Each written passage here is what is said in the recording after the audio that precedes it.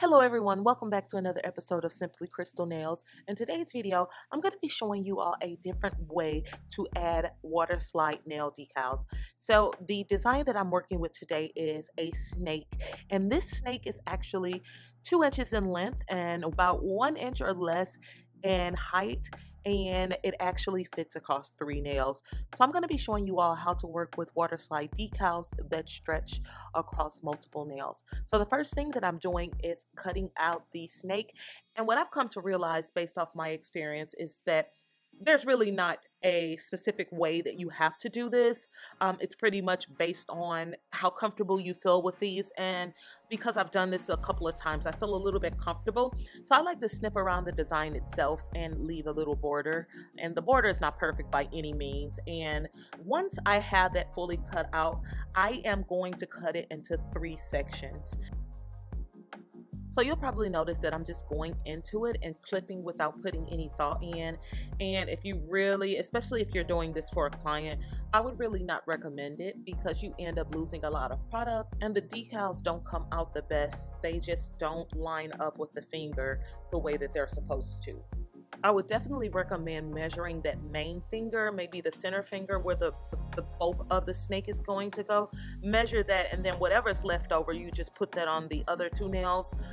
That way everything comes out nicely and you don't have negative space that isn't being utilized by the snake. So I'm just going in with my gelish top coat, and I'm not curing that. And then I am taking my first piece of the snake and I'm dipping it in the water. It really doesn't need to stay in the water for too long, just enough to where it kind of loosens up the plastic, the decal from the actual paper. And then once that's loosened up, it literally slides off so easy. And you can just pop that on wherever you want that to go. And with the gel being on the nail, it'll actually adhere extremely easy because it has something to stick to. And at this point, you just want to figure out where exactly you want that snake to be.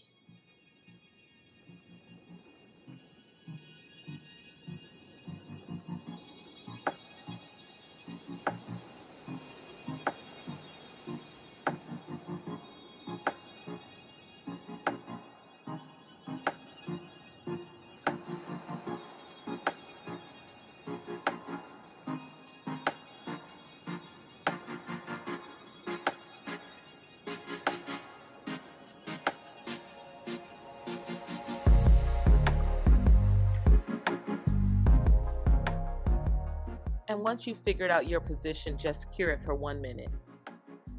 Now I'm taking that second piece, the middle piece, and I'm placing it into the water, just repeating the same thing that I did previously, and then I will place that on the nail. The nail has already been prepped with the top coat gel polish, and then I will cure that and do the same thing with the last nail.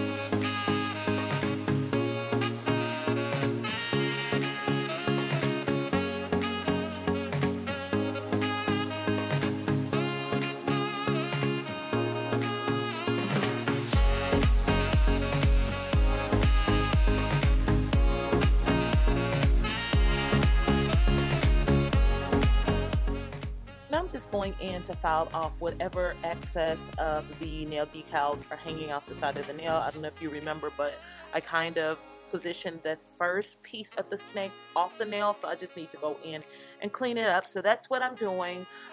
Make sure though, before you file, you are wiping the nail down with alcohol, because I didn't do this and stuff just like got all over the nails and stuck to it. Thank God the alcohol like pulled everything off.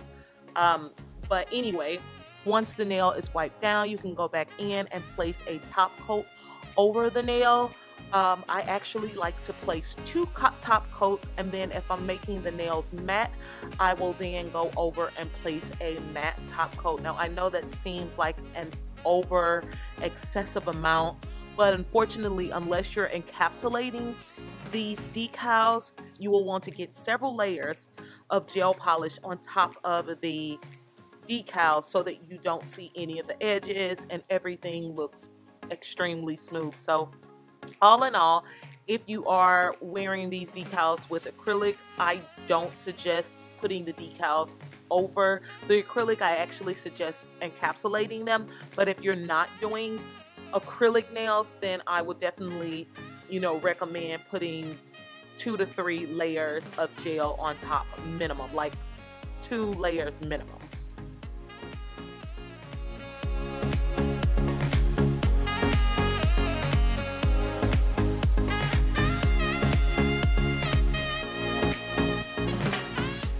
So this is the final look, and I really hope you all enjoyed this video. If you have, don't forget to press that thumbs up button, and if you're watching and you are not subscribed, take a little moment and press the subscribe button, and while you're at it, don't forget to press that notification bell so that you can be notified every time I post a new video. Now I am on social media. I am on Instagram, so if you all would like to follow me outside of YouTube, that's how you can do it. I want to thank you all again for joining me today. Have a great day. See you soon. Bye.